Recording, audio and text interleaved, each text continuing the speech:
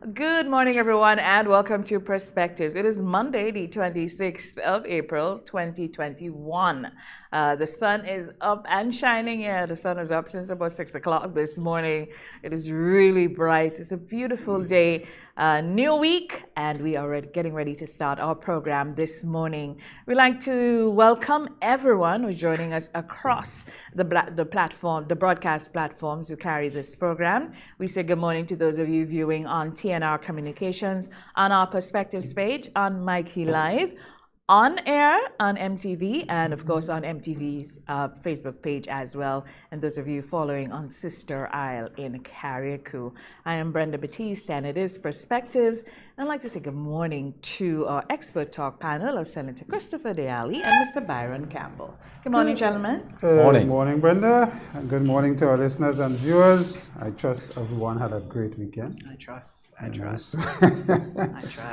Mine was pretty much quiet, although I had some stuff doing last evening on vaccination, which I thought went well. And I'm hoping that, we could talk about vaccinations. People among us, certain people to my left who have had their second shot and, doing great.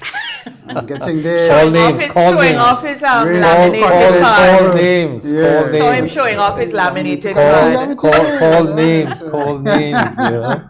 Folks, when you get your second shot, one of the benefits of getting the second shot is getting your immunization card laminated. I just thought I'd put that out there.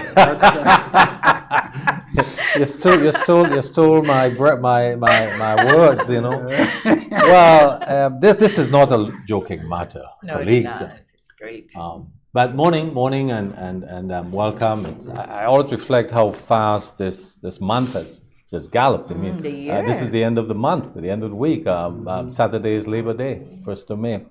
But I'm glad the conversation is vaccination, because I had my second shot on Thursday. Okay. Here is my card. It's stamped. It has my passport number in it. It has my ID. It's an official government stamp on it.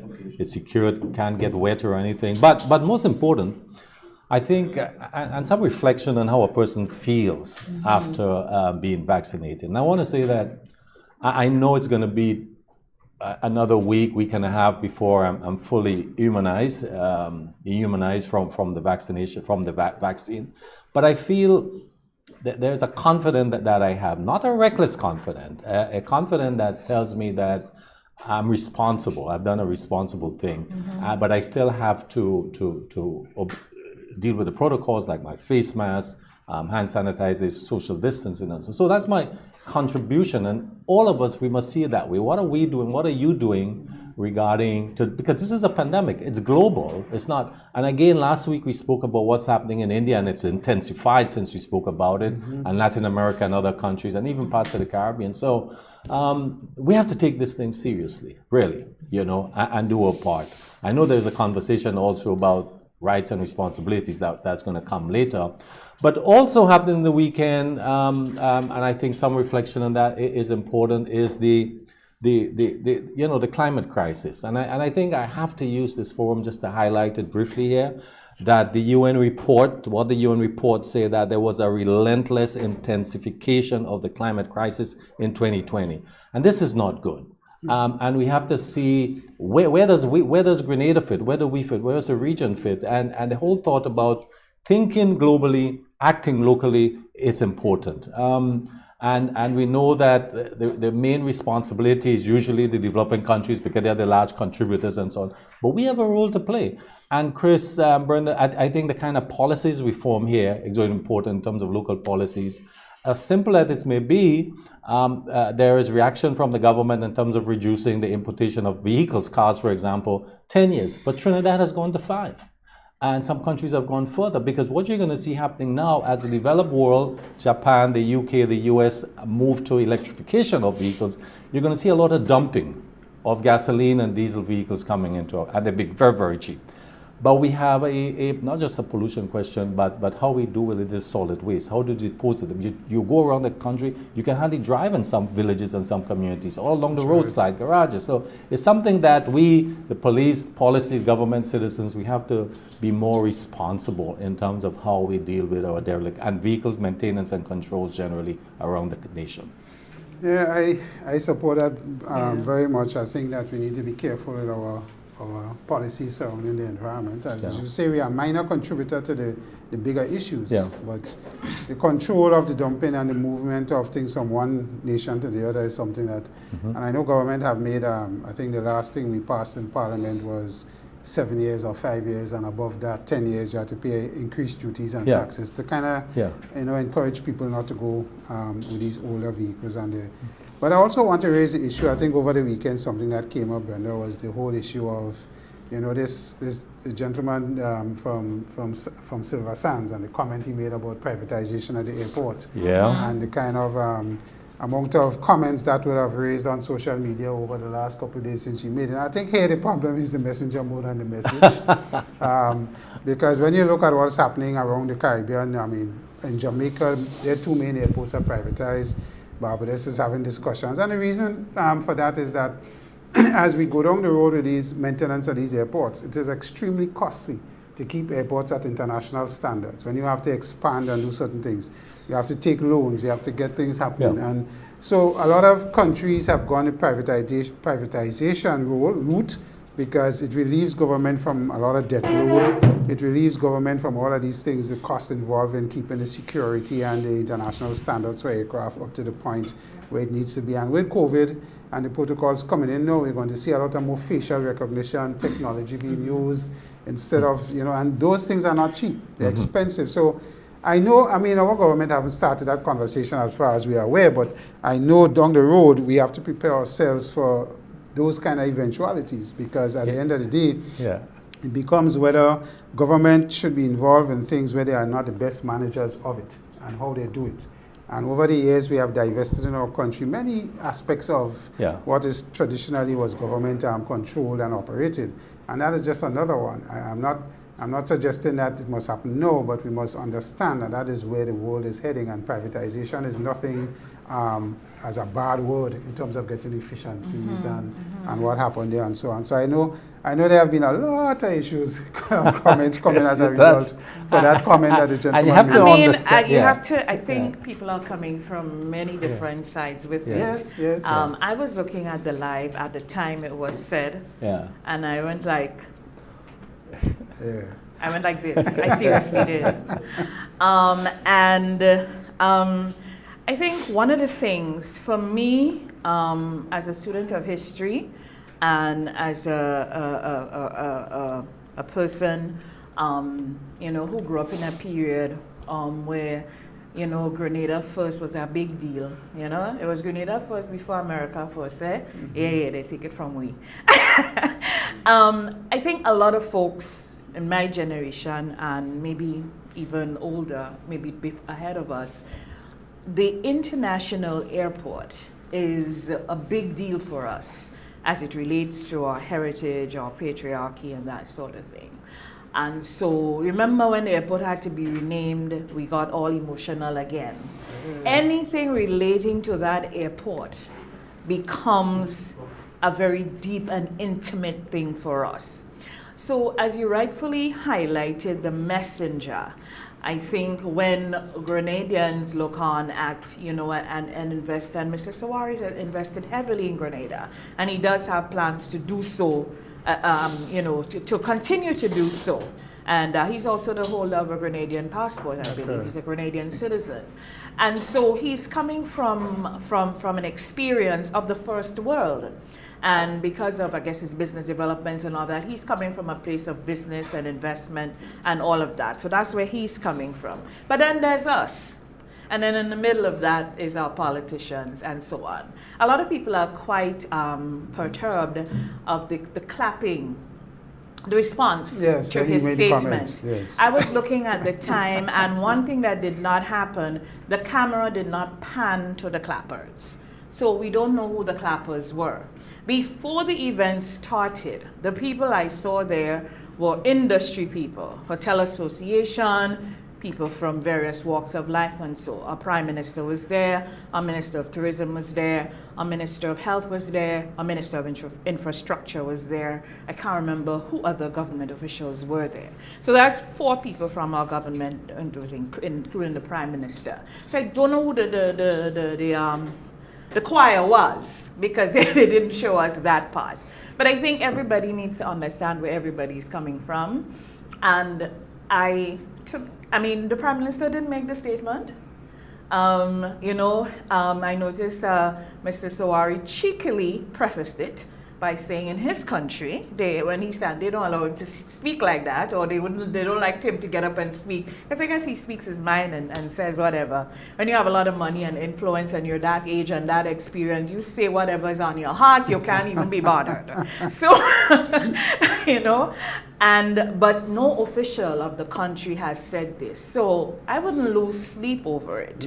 We should have discussions, and as you rightfully say, we should be looking ahead. But we must take in mind that people are not reacting to react. Our international airport means so much for us. So much for us. It's part of our history, our legacy. People have lost their lives. Our friendship with the Cubans. Just how Grenada has become Grenada because of it. He highlighted something there that we need to work on. It may have come across a certain way, but he's talking, I guess, based on his experience at the airport and what he's heard about, how people smile and don't smile and so on and so forth. And we have to get better at that. We have to admit. And I saw people saying, well, customs and immigration is not a welcoming party, but they are. They are. They are the first people you meet. And yes, they are there to dole out, to do their jobs, but they don't have to do it as if they're in the regiment. They wear their customs and immigration thing. They know what they're supposed to do. And by and large, I think at the airport we have some of the finest ones, and they do a really good job. So it was those areas, and we just can't take it and run with it. We have to see it for where it came from, right? Where it's going. What it's the definite thing. Is that going to happen? What is the plan? What is it? And then again, our airport and what it means to us. I think that's where people are coming from. Look, this is not just an airport. This is the Maurice Bishop International Airport. Absolutely. Having said that, what was the message? Here was an individual, an investor, major investor to Grenada, making a comment. I interpret the message that we need to do better at the airport, in terms of as a professional service, as one of the critical functioning institution of the country, given its importance. We can do better. I interpreted that if we are going to meet the standards, international standards, and what's happening, we need to do better than that. But of course, having said that, once you mention the Maurice Bishop International Airport, it has an important cultural dimension, and it generates emotional reactions. And it did with me also. Having been not just an activist, but a worker in a sense from an administrative point of view during the construction of the international airport. Because I was attached during the revolution to the Ministry of Works, and therefore I had a very close relationship with the Cubans and the airport during its construction phase. So it brings on a kind of emotional, but the message I interpret is that we need to do better. We need to up the scale. We need to up the standards at the airport. So it's a message for us. That is how I interpret it. And yes, there are different models of airport operations. Either you have a management arrangement, so there is maintain your ownership of it, and a management, or you have some level of privatization government as you have in other countries. But the point is that it's quite okay for me that someone mentioned this and we become emotional. That I accept that it can happen. But let's move on. Yeah. And I mean, let me tell you, people have, I don't know if you, well, of course you would remember all the bonds And people like, you know, Miss Simeon of blessed memory, who went around, even came to schools. I put little $2 and thing in the airport box. So every Grenadian feels, you know, at that time, because it was a national effort. And remember, I mean, we had to find new friends because of the revolution. You know, the traditional friends kind of left us because we gone and pick up other friends they didn't like. So we had to really rise and coalesce and do this. So there is this sort of, and let us not lose that, because you see, we're losing so many things in our history. So we don't understand sometimes why people react how they react, and why it is important to handle some things with certain kind of gloves, right? So I think that is more, I mean, yes, there's the usual, you know, the politicking and all of that that's thrown in there, but in a real sense, you know, we are international, or Maurice Bishop International Airport, we fight for it to be built, we fight for it to be renamed. It is really an attachment for us, so we need to understand that. And it's good to have healthy debates. It's okay. It's okay. I mean, but no official stood and said, this is what we're doing. I'm sure the Prime Minister sat there and said, man, what are you really saying? You know? And I guess at some point, you know, but he, you know, he was speaking from a point of, you know, his experience and the opportunities that he sees. Something happened on the weekend in St. John's I think it's important to raise. Here's a young child in his parents' home and being shot. You know, it's like, this is serious from many point of view. And you can have a situation at night, a child is sleeping, and the child could be killed. I mean, we're just fortunate that it was a wound, you know. But it tells us the kind of recklessness that can happen, and we have to take stock of this type of behavior. You read about this in the newspaper happening somewhere else, like in the US or somewhere, but not here. So this kind of reckless behavior must not be tolerated at all, and it has to be nipped in the bud. Absolutely unacceptable. Well, you know, anytime it's our children, the emotions run high again because it's innocence. That is being attacked there from a point of view of carelessness and all of that. So, you know, it's really criminal something. Carelessness. So it's one of those things. Yeah, and I think from everything I've heard, I've learned about that situation, we must give some congratulations to the community of St. John and Guave especially in the way this was handled. It is the offender is a young man as well. He's only 25. And it was because of an altercation earlier in the evening with a friend or someone else he had this issue with. And it is concerning how guns are getting into the hands of 25-year-old and 19-year-olds. That is a great concern for us. We need to pay some attention to that, and that you can shoot off a gun and it gets into a home where a child is asleep, you know, and there's this massive surge that was put on for him. You know, it went beyond the Gulf Police. The RRU had to come in. The SSU, I tell all you, the RRU and the SSU bad. Eventually got him. They got him. And, you know, the police, Saturday morning I woke up and I saw this blotter, this young man, and they say they're looking for whatever, and I noticed that, you know, we have fancy nicknames. His nickname was Not Nice. Not Nice. When I heard about the story, when I actually heard the story, you may say, what's in a name, A lot. Not nice. A lot. A lot. But I'm happy that the child, it's unfortunate. The child gets the help that he or she needs. And that we even try, because at 25-year-old, we have to find out what's happening in him that's making him not nice, and, you know, kind of address those issues. But kudos to the community of Gove and everyone who responded to ensure that. You know, and staying in the community of St. John's, in the parish of St. John, we had the other incident of one of our labor leaders being brought in for questioning. Right. I want to use my words carefully here. Can't use detain because we have a councillor members just now that going to tell us the difference between detain and retain. Retain. There are three words: detain, retain, and interview. We got to be careful with words. Words rile up emotions. But I just want to say, I mean, we have some labor issues that's coming up now in our country that is going to pose significant risk to how we move forward. And I always say, you know, how our country progresses, whether economically or otherwise, labor is an important element that needs to be taken into consideration as a risk, and how we manage that risk going forward. And that is critical, that we get our labor climate back down to a comfort level where, you know, there's not too much aggravation and all of that. People are already, the average worker and the average person is already stressed out from COVID and all that has happened.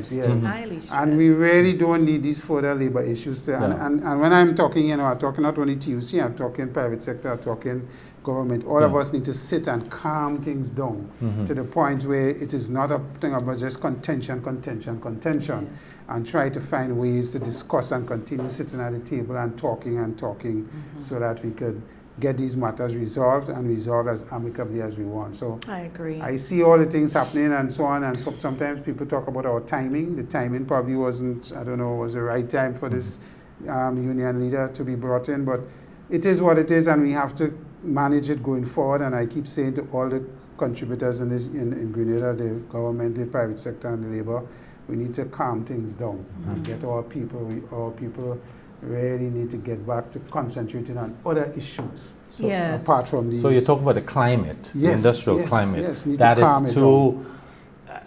Everyone is on edge right now. Correct. So the parties need to, whether it's the government, as and you leaders, said, leaders in those respective movements, us in the important. private sector, us in the labor movement, we need to calm things down. I think particularly now in the realm of the pandemic. Correct.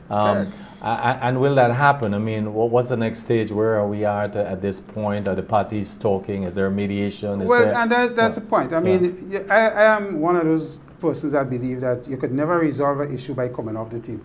You have to be on the table and you have to be talking. And the longer we stay on the table and we talk, and I suppose that comes because I'm a mediator to some degree, so I believe that the only way we could resolve matters is to keep talking. And, you know, sometimes we may have to move over the personalities, because sometimes personalities are open and they create more clashes than you want. Absolutely. And sometimes we need to move personalities around so that we can get, you know, more objective discussions and so on, take out some of the emotions and try and see how we could get resolutions. Correct. And I think that is something we need to again come back. That's where we're at now, actually.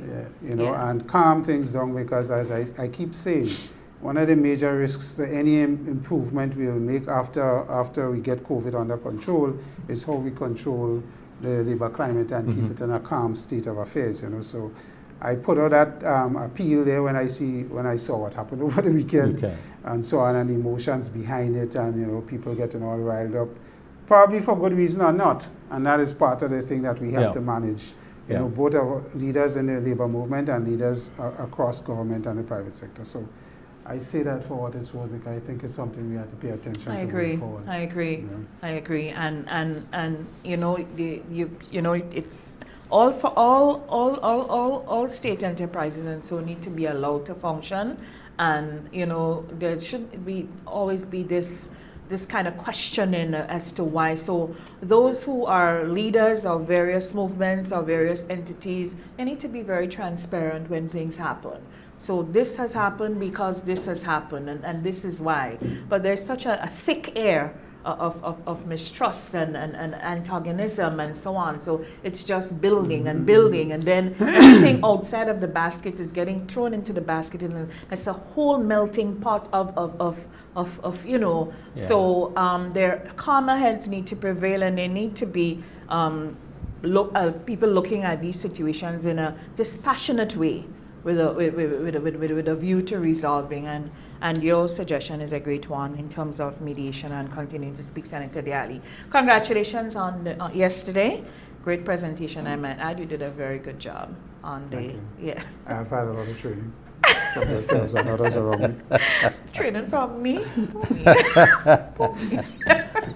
You did an excellent job. All the presenters were really good. So congratulations to the Ministry of Health.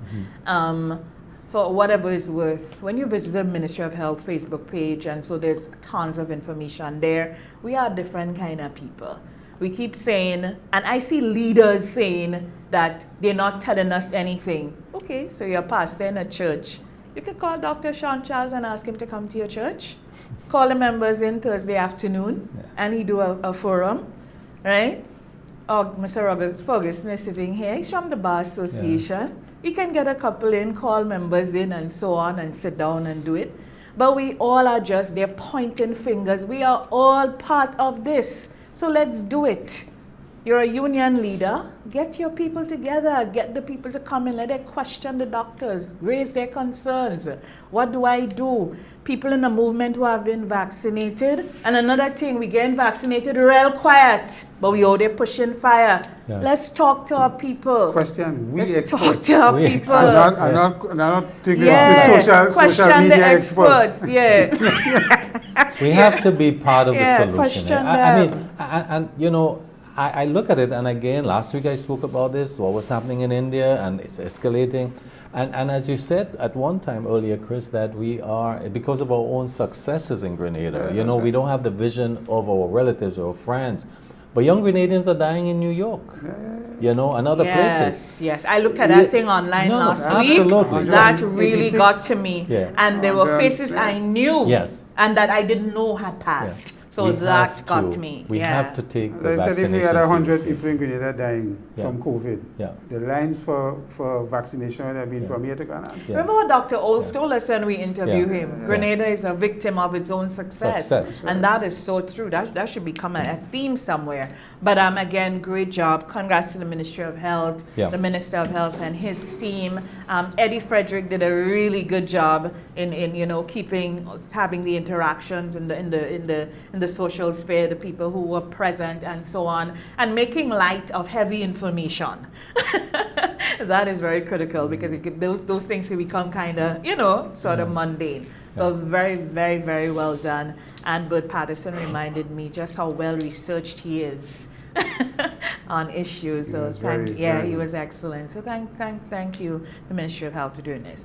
And the burning question is, what in our Constitution addresses whether we have to take this vaccine or not? A lot of folks are saying, well, it's my right and my Constitution say, and the Constitution say, oh, and my Constitution is my Bible, and I'm not taking this vaccine and X and Y and Z. So we have a constitutional guru with us this morning, a great Grenadian son, Mr. Ruggles Ferguson. We'll be talking to him. He is an expert. Local expert. John Anthony Rollo christened him a constitutional guru. And when you get a baptism from John Anthony Rollo, you are well baptized. We take a break and we'll be right back.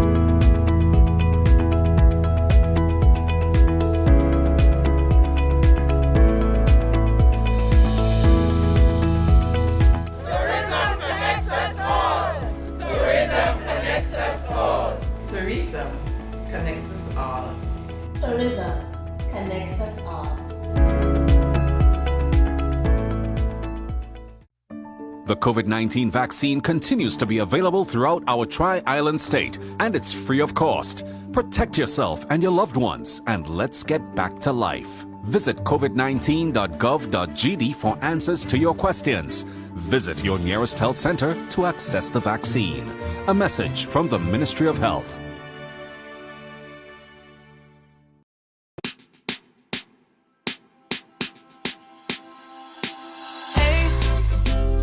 Are you gonna wear your mask today?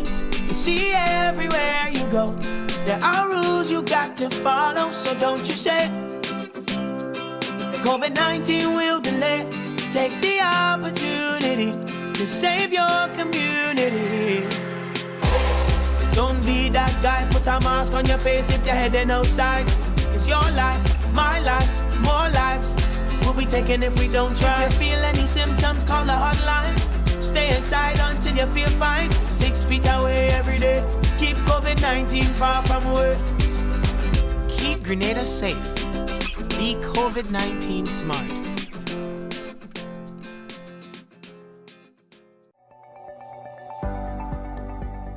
Get vaxxed. It's your best shot. Hello. A message from the Ministry of Health.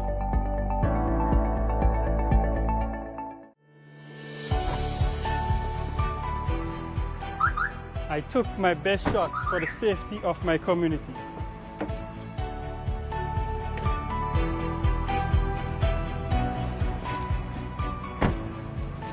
Get vaxxed. It's your best shot.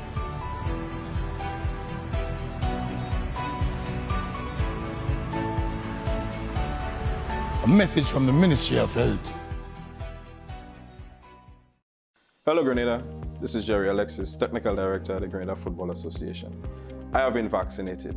As we are the association about to roll football out again on the field, I encourage every player to get vaccinated so that we can quickly, speedily get back on the field doing what we love.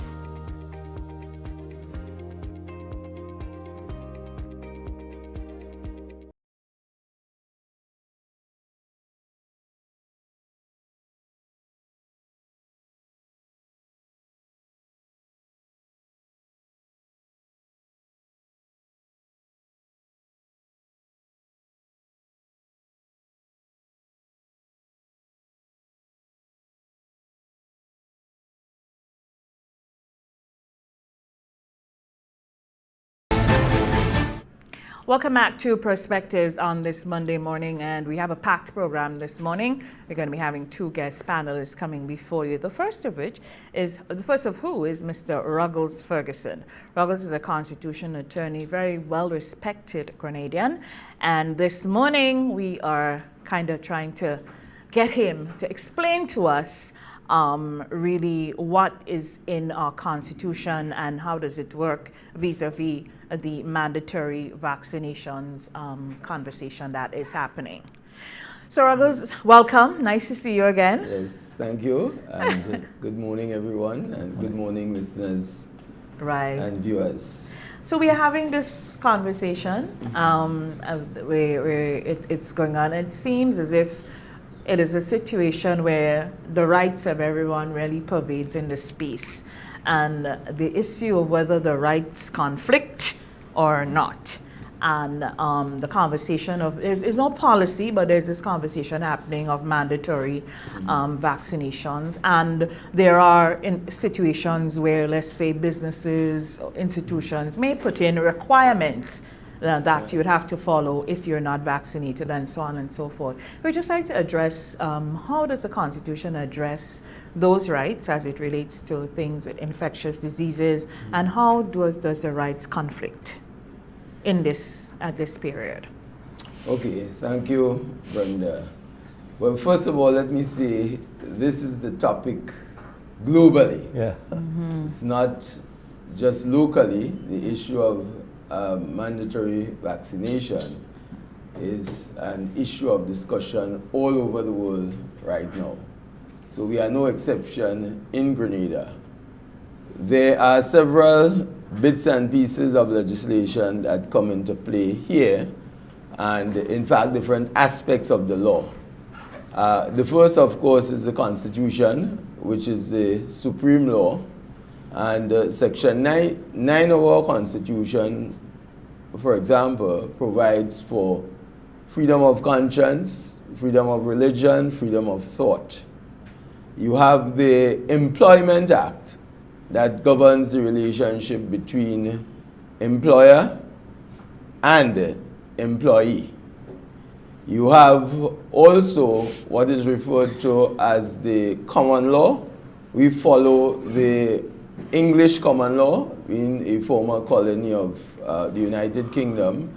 And common law is like the judge-made law. You deal with judicial precedents. Your own legislation, your own parliament may not have passed laws for certain things.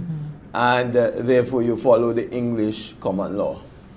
And this, based on the debate that has been happening, it all has to do with the relationship, the employment relationship between employer and employee. And under the common law, an employer has certain duties. The duties, for example, to provide a competent staff of men, adequate plant and machinery. You have a safe system of work, and you have a safe place of work. And I must say, from the beginning, this is a debate that will be happening for quite a while. It has not been yet subjected to judicial pronouncement because it's new.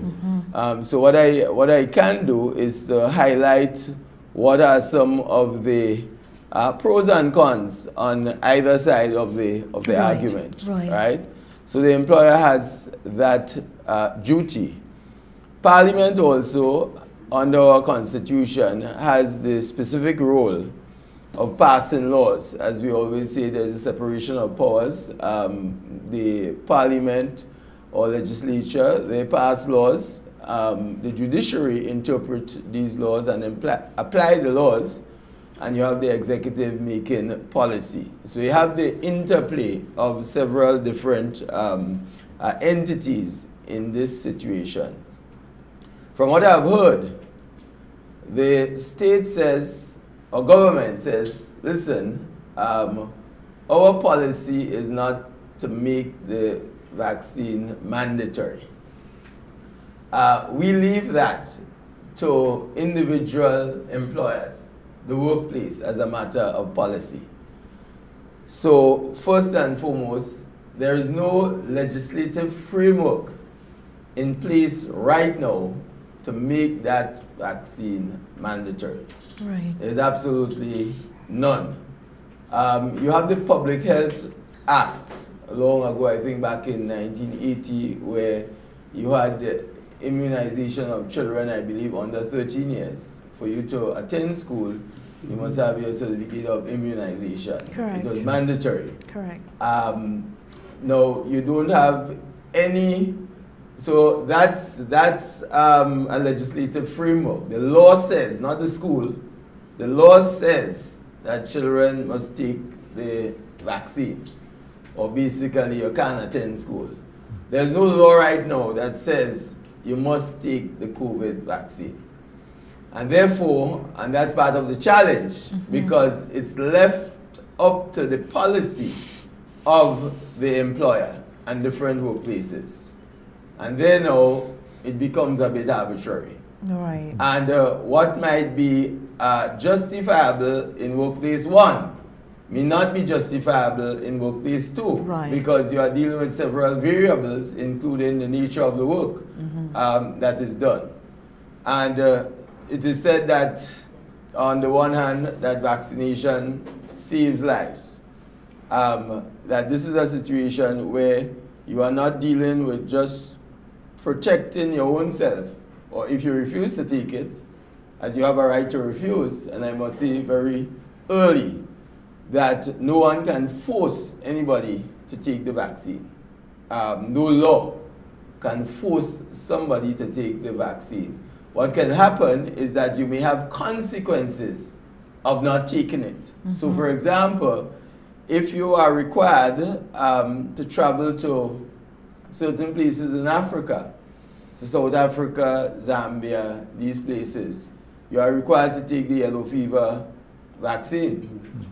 If you don't take it, you just can't go. Yeah. Hold the flight. If a country, for example, says you can only come to my country if you have the COVID vaccine, whether it's Trinidad, Barbados, then you just can't go.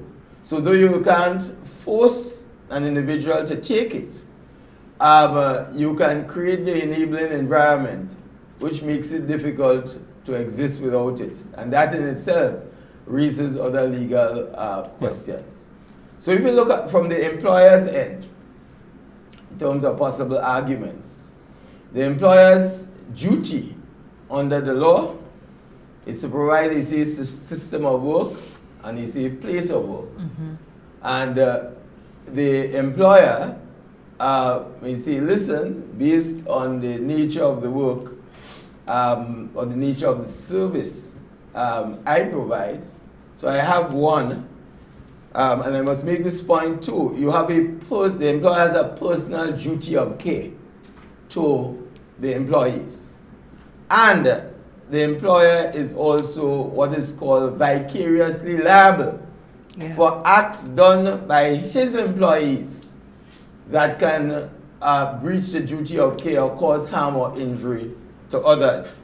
So for example, just to use a common example, if somebody is driving your vehicle, you give somebody permission to drive your vehicle, and that person meets in an accident, you could be 20 miles away from the accident, but you are also liable because that person would have been your servant or agent.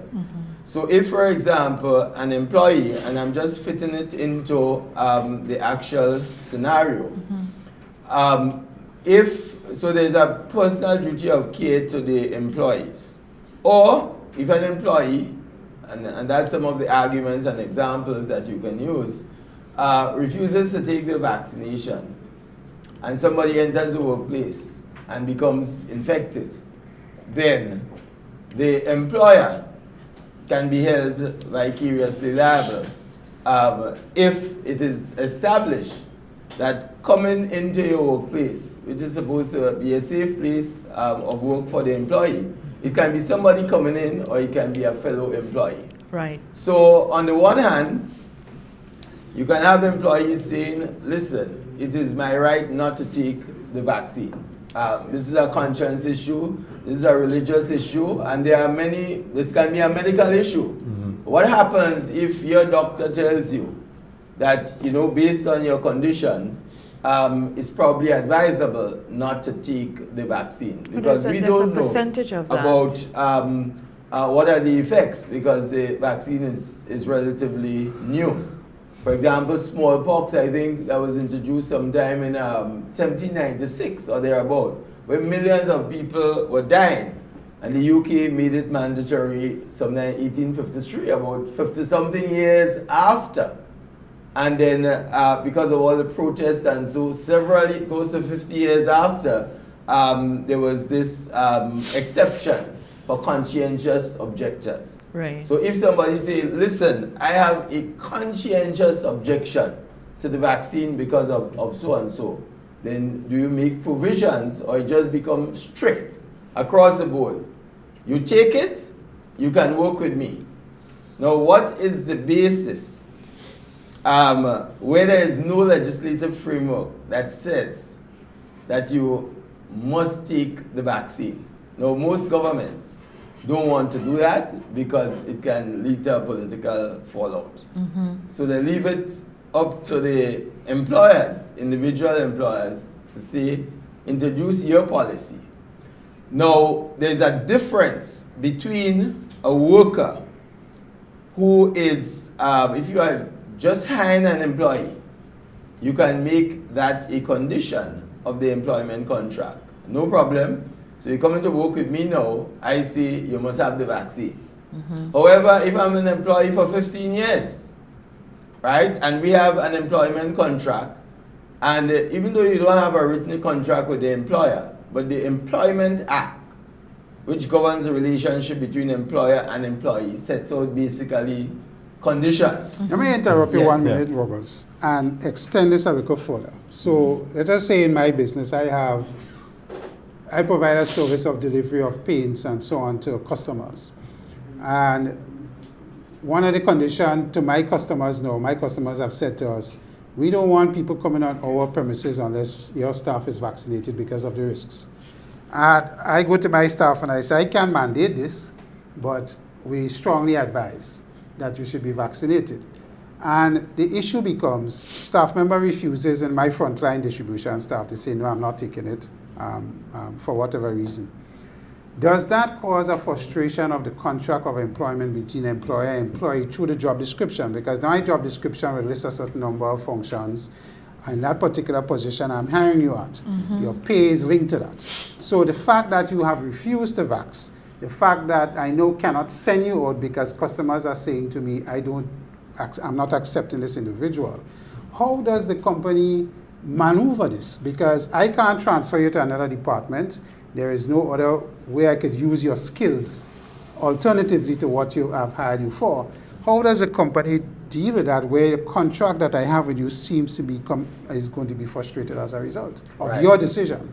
So that's something that you speculate can happen in the future. Correct. Right? It can possibly happen. The question is it happening? And we can extend the example even further. I have letters from companies now insisting on that. Okay. Yeah, it's gonna so it's happening. And then you may have situations where, for example, under the Employment Act itself, it says, listen, an employee there must be justification or valid reason for the dismissal of an employee. So the question becomes, is termination on the basis of refusal to take the vaccination a valid reason to terminate somebody? Yeah. And the Employment Act itself, I believe section 74, 76, says to an employee, may refuse to work in an environment that he or she believes poses an imminent danger to his life or health. Clear contradiction of the rights. So, so there's the another vicarious aspect of liability that could be transferred. That is, looking at it from an employer perspective now. So you're not vaccinated, you go to somebody's premises, and there is a possibility that... Right, so that's a very curious liability. Right. So either to your fellow employees, or to customers to your workplace. Yes. If it is said that you have somebody who is unvaccinated, and it is established, because to go to court, all of these things have to be now established by expert evidence, not by people talking, by expert evidence as to whether or not the effect of the vaccine itself. Let me bring this question home to you. As an advocate, as an attorney, where would you feel most comfortable defending?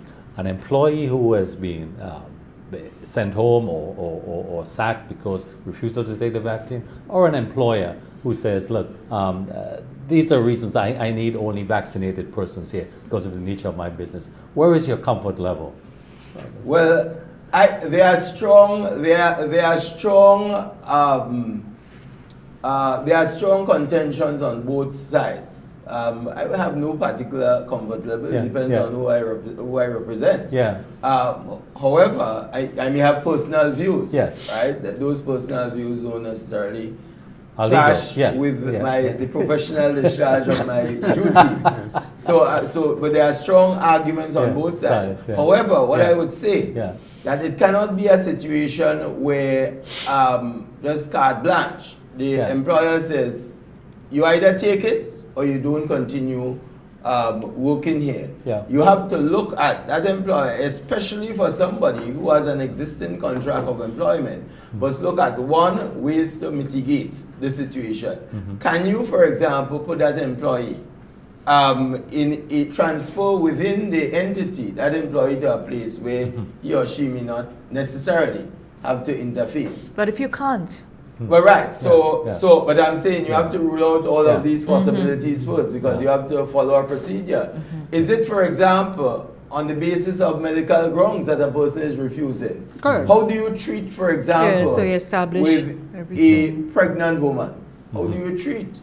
And the Employment Act says you can't dismiss somebody for reasons connected with their pregnancy. Well, even with the same vaccines, I mean, globally there are some little concerns about pregnant and lactating women. So I'm saying there must be exceptions. There must be exceptions against somebody, and certain religions that say, listen, I don't want any vaccines. I know you treat, but some religions even say, listen, even though I'm dying. But going back to your point of duty of care that the employer has to exercise to his employees, to the environment of the workplace, and all of that, the onus falls on the employer to ensure that your environment where you are contracting employees to work is of a certain level of safety to give them confidence to work in a particular way. Now, if I have members of staff or one or two members who seem to be, by that decision, is creating that risk for me, how do I now deal with that situation? Because barring all the other things, whether it's medical or religious and so on, how does the employer now mitigate, operate within an environment where you have people intentionally creating a risk by a decision they may take because of religious reasons? Right, so that happens after a procedure is followed. I'm saying you can't just in the normal course of employment, for example, you have steps to dismissal. Agreed. Right? And dismissal is the ultimate step, the final step. Yeah, so my thing is... Just so you have warnings, you have different... We have walked it down and we recognize Ruggles is not taking it because he has a religious persuasion that says vaccine is not his thing to do. But you're creating the risk. How do I know? After all the steps are followed and we reach to the point of... I can't force you because of religious reasons, but at the same time, my duty of care for my staff and my environment says I could be held liable by not exercising that properly, by keeping you there as a risk. Right, so that, again, the nature of the dismissal. Remember, you have different forms of dismissal. You have summary dismissal, you have constructive dismissal, where, for example, a fellow employee says, this environment is too risky for me to operate, and therefore I am resigning. But constructive dismissal is where, based on the conditions that exist, or change, the employee is forced to resign, and therefore the employer is then forced to compensate that employee, even though he is the one who resigns. And the Section 84 in your example, I would think of the Employment Act would kick in, which is termination at the instance of the employer, because and for that you have to compensate the employee. So you cannot summarily dismiss the employee for cause. If somebody has a conscientious basis for an objection to the vaccine, then you have to treat it as termination at the instance of the employer. However, if there is no conscientious objection and the action, I should say here, would be negligence. In law, the thought of negligence. Because a fellow employee can take action for negligence, a visitor or customer can take action for negligence because you have failed in your common law duty to provide a safe system of work or a safe place of work. Or then you may have breach of statutory duties in instances where statute provides for, again, same safety requirements, because an employee can say, I'm not working in an environment where I think it poses a danger for me. I remember we had that similar discussion with HIV and AIDS. Staff members would have said, I know Byron is HIV positive. I don't want to work with Byron because I believe I could contract AIDS from him. And that created a situation for employers, and then we had to go through the whole education thing about you can't really contact if Byron sits here and eats on the table, or else you get AIDS from him. And that was a major thing for us in businesses. Right. But was there any cases that came dealing with that HIV thing as you are aware of, and how it was dealt with? Because that's a similar construct.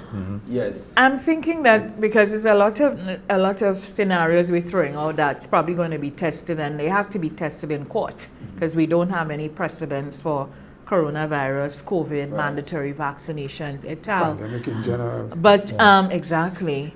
But if you just thinking that you may, and you did say that it might be a little different depends on where you work.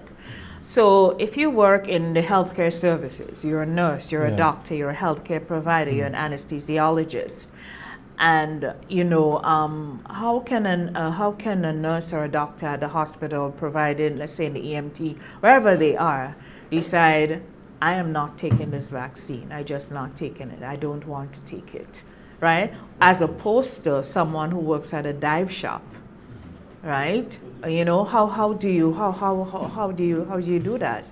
Right. So the issue here would be, in your workplace, do you interface with people, or the nature of your work is not one where you can interface with people? And for example, in making adjustments, because now technology is part and parcel of the workplace. So you may have somebody, okay, if they come physically to work, it might pose a problem, but they might be able to work from home, from a remote location, so they are not required to physically come to the workplace. Right. So you have to make adjustments for that, and there can be legislative interventions in place to allow people to work remotely from home. So that's why I'm saying it is not an open and closed book where either you take the vaccine and you work with me, or you don't take it and you don't work with me. But So here's another Brenda's scenario. But Brenda's case with the nurse, you can't work remotely. Right. No, the nurse can't work remotely. Right. So So we are going to get to the point where we have classes of employees that have to Right. take the vaccine. right. Let's not dance around that. Right. Yeah. So, well, and the issue here becomes, remember, we're dealing strictly with law here. And, Not law alone. well, law I mean, alone. from the perspective. Public health. Public well, health. Well, law in the context Yeah. of public health. Yeah. So Yeah. I'm saying the Constitution provides certain fundamental rights and freedoms. And the Constitution says, the very Constitution says that no right is absolute. No. There are exceptions. And therefore, you can have limitations.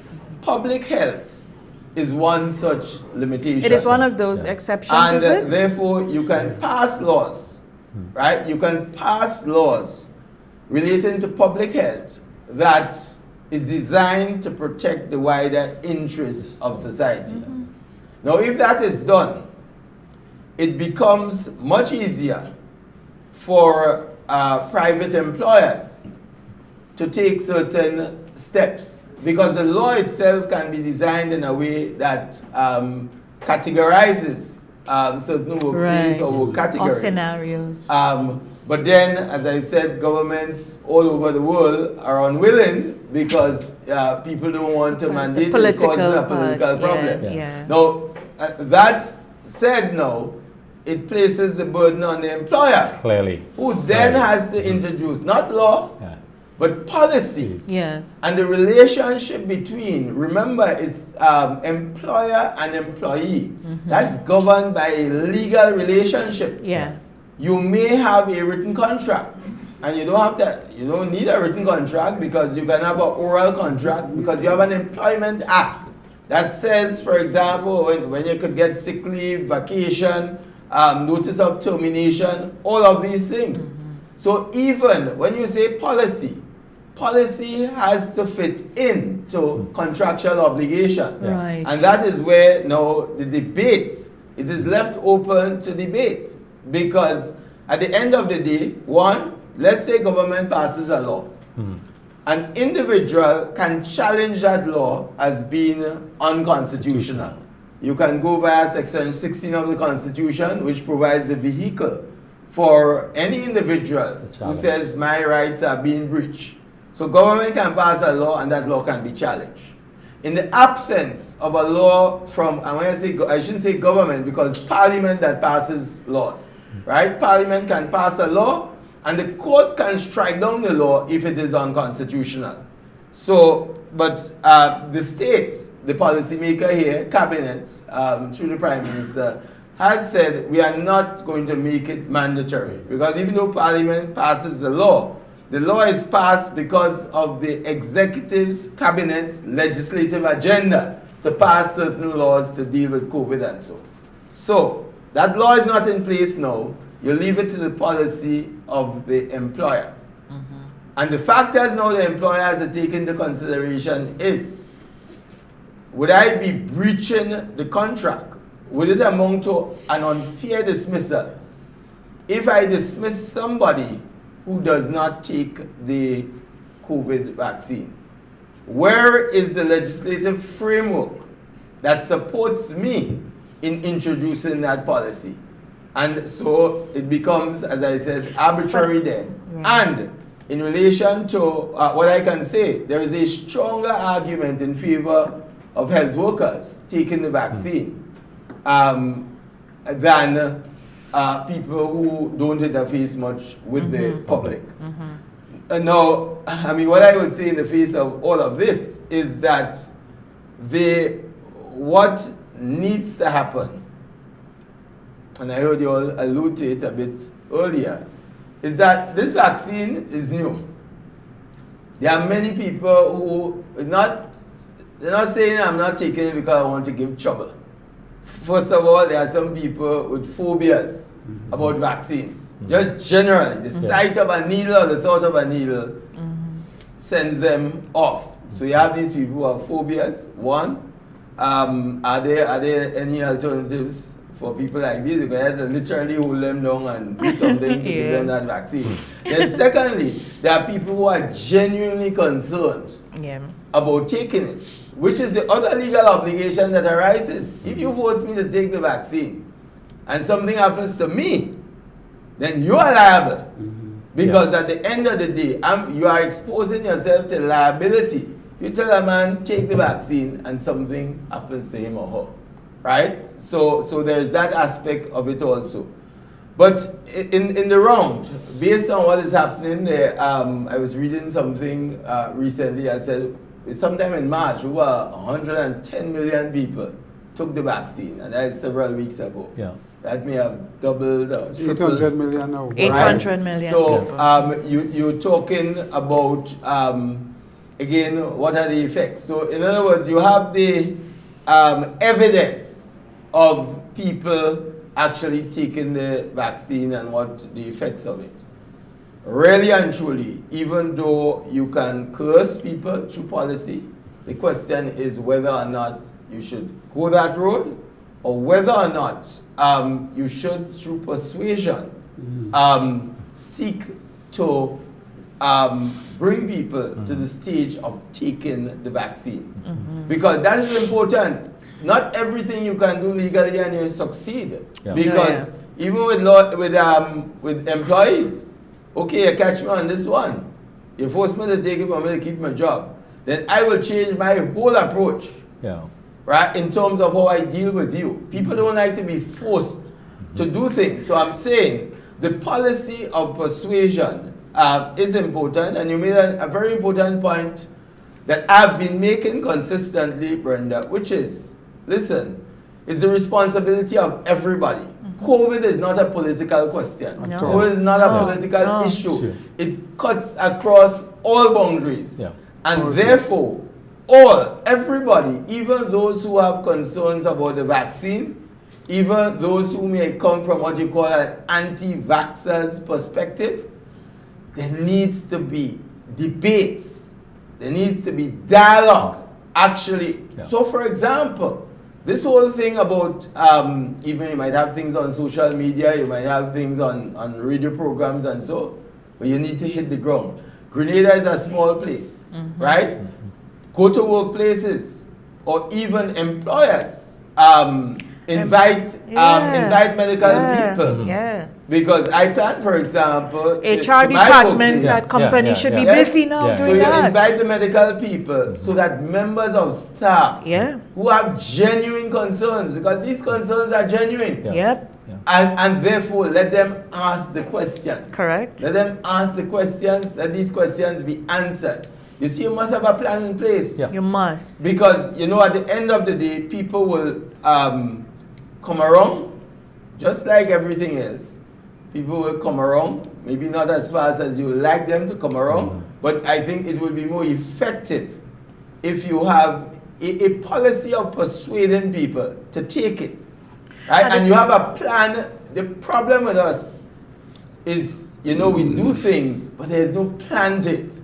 So everybody talking, we might say it might be on GIS or something, but or social media, different people exposed So even if there's a plan, we are at the stage now where we're so crazy, we don't trust anything.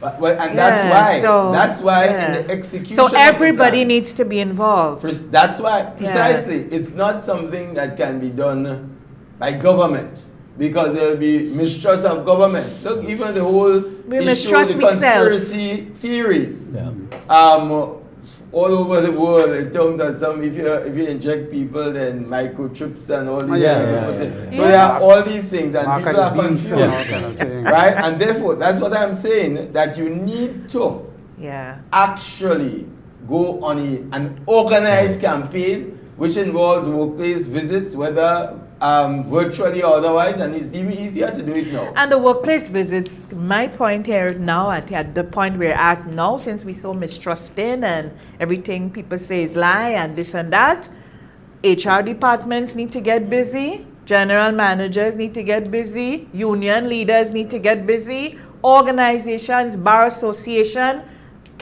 coalesce your membership, invite the experts. Everybody. Tout le monde. Each and every single individual and organization has a role. And then you can, organize debates. Get people involved. Yes. Yeah. You see, what is critical here is about the involvement of people. Yes. And so you have, debates and so. In the debates, you have raw statistics coming out. Yeah. And then people are... Or even scenarios of people's experiences that would inform, the entire... So that's where we need to get to. I must add that I want to agree that the persuasive approach has to be... It shouldn't be a legal one, ultimately. But we see things happening. I know, for example, on Friday or last Thursday, Huggins had medical professionals in to meet with their some staff. Companies are doing it. So that's beginning to happen, and more of this is happening. And I agree that it's a collective responsibility that we have. And the debate, the discussions, that's the only way, because hesitancy is high, and it's high because of a lack of confidence. People don't know enough. There's a lot on social media that is so negative. How do we combat that? But bringing persons together to dialogue and looking at the pros and cons, and as you say, the raw statistics, the reality of it, should and will make a difference. So we need time for this, but we don't have a lot of time. We do have time. No, we don't, and that's what I was going to get at before we wrap up. Yeah. The fact that I want us to go back to the Constitution, because some of us hanging on to it to be defiant. I've heard the conversations and I've seen written stuff. People are hanging on to this Constitution to be defiant, but there's a greater purpose in this vaccine. And in the Constitution, I think it says something about public good. So let's just go back. Let's just go back to the greater good of the country, and why the vaccinations are a part of the cure, or what, right? Or to get us back to living the quality of life that we support, that even our same Constitution addresses. So if we could just kind of establish that, because where we at now, all of us could go to court for everything, because we don't have any law that speaks to. So any question that's raised now, we will all be busy going to court on either side. And let me clarify this as you have raised it. Right? The Constitution, among other things, sets up the structure of the state.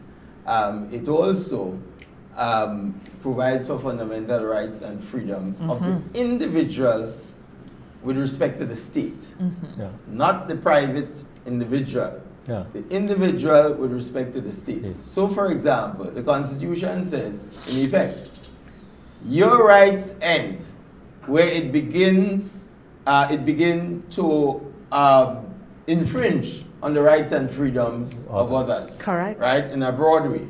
The Constitution also says that, yes, you have fundamental rights and freedoms, but these are not absolute.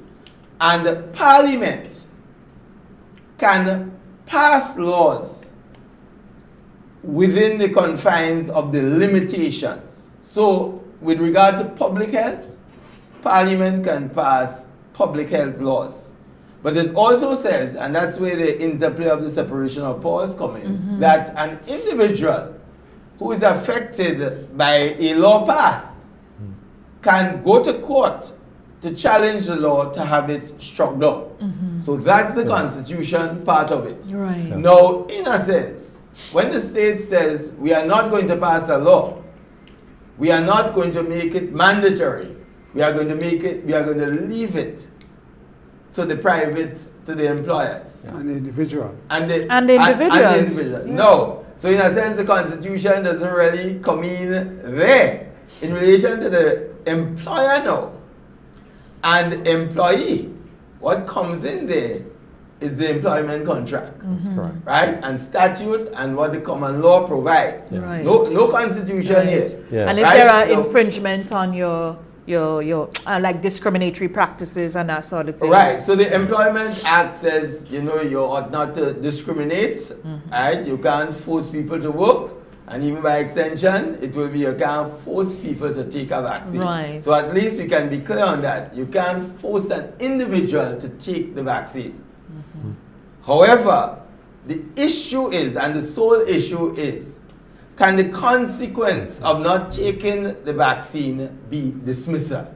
Yeah. That is really the issue, or some other disciplinary issue. Measures, And that is governed by the employment relationship, which is governed by either statute, the Employment Act, or the contract between employer and employee. And then now, where all the issues now of safe system of work, safe place of work come in. Yeah. As I say, for new people, no problem. You do not have a contract, so you can make that a term of your contract. Yeah. For existing people working 15 years, outstanding employees, the issue, can I now tell somebody with whom I have an existing contract that I want to unilaterally introduce into that contract? And I say unilaterally in case the other party says, no, I'm not signing. Right. The effect of it is that the employer will be unilaterally introducing into the contract a term which says that if you are not vaccinated, you can't work with me. So here's a scenario. Here's a fork in the road. So we have hotels. We have St. George's University. They're service industries, right? And they rely on clients to keep the business going. The business of the employee as well. Because if you ain't have no guests, I ain't have no work, I can't get paid. So the hotel says, listen, the guests, the people who are being booked are asking the hotel people, are your employees vaccinated? What percentage of your employees are vaccinated? If they're not vaccinated, I'm not coming. The hotel encourages the staff to be vaccinated because this is the feedback they're getting, which is impinging negatively on the business, all right? And the staff decides, well, no, it's my rights, whatever, all right? St. George's University, the students we see since elections in the US, Biden became president, they even passed their goal, right, of getting to how many million vaccinations. The students are by and large coming back and they are vaccinated. We are not. So St. George's University is saying, this is what we would like our staff to be vaccinated. This is what we want to do. So how, these are real situations, and how do we deal with them? Right. And it cannot be a one-size-fits-all. That's why I say, you would not find a legal answer to those questions. I can only advocate what each side will advance. Right. But this, because this is new, it will have to go. It might go to the High Court. The High Court decides one way. It goes up to the Court of Appeal. Court of Appeal decides one way. Then it goes to the final court, the Privy Council. In 5 years' time, the Privy Council reverses the Court of Appeal. Oh, we have a new we have a new outbreak or something. So and that's why I'm saying that you have to see it in a practical light. Yeah. What needs to happen? Yeah. Right? Because what the example you gave, for example, is that if the hotels don't have guests, they have to close down eventually. Yeah. And therefore, but guests are saying that. The employee understands that. The employee understands that if the hotel closes down, there will be no work. Yeah. Correct. So the point is, if that's the route that you have to go, then what needs to happen, again, and that's where the dialogue comes in. Yes. Right? It is important that the employer organizations and the worker organizations come together and meet and develop a plan to deal with it. There must be engagement. Based on what you're saying, Ruggles, if I have a hotel now that has been shut down, everybody home, you're not no job, essentially. Your terms and conditions have gone. I am now hiring you on new terms and conditions. Well, right, if you're hiring somebody on new terms and conditions, then it's not a problem. The problem is you see where it offers, gives us the hotels now an opportunity to say, listen, you're now coming in as a new hire, Yeah. This is not going to be a new requirement in order to fit. Right. You may So- say, But we all you may had say- to deal with new requirements when COVID came. You may say you don't want it, Yeah. and you choose not to Yeah. be accept this new requirement, and fine, that's your right. Whether you It's were just at the a new job hire. 20 years or whether you were coming in as a new hire, you had to wear your mask, sanitize, keep your 6 feet. So we all had to deal with that. So that's an argument that could be raised too. No, I because agree. you all have to do, but the only thing with a vaccination is a question of putting something in your body, that That's you think different. can be injurious to Precisely. you. So And that that's is where there's different, right? greater attention and there's a higher Precisely. injurious factor. And quite apart from that, there may be those who just give in trouble, but there are also those who have a genuine Yeah. concern. Oh yeah. And we cannot No, overlook that. no, at and all. that's where education, that's where the concerns must be addressed. And that's where, you see, it calls for a change of approach. Exactly. The whole approach where everybody fighting one another. But you see, that's COVID it. calls for everybody coming together Talk, to yeah. fight the common enemy, which is COVID. Yeah. So Fighting each other the instead. quicker everybody realizes that, it's the better, because you would not find the correct legal answers to those questions because it doesn't come from me. I might have a strong view, but ultimately it's the court that decides these issues. So for example, in Brazil, fairly recently, the Supreme Court of Brazil decided that it was legal for local governments to deal with mandatory vaccines and so. But they also created exceptions for medical and religious purposes and so. In Israel, they have these green passports.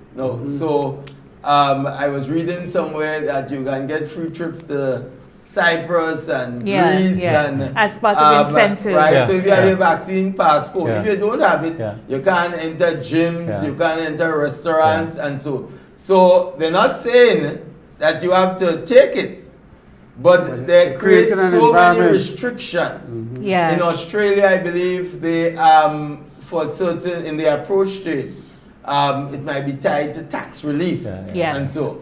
So you have there are incentives. Now some people could challenge that as being discriminatory.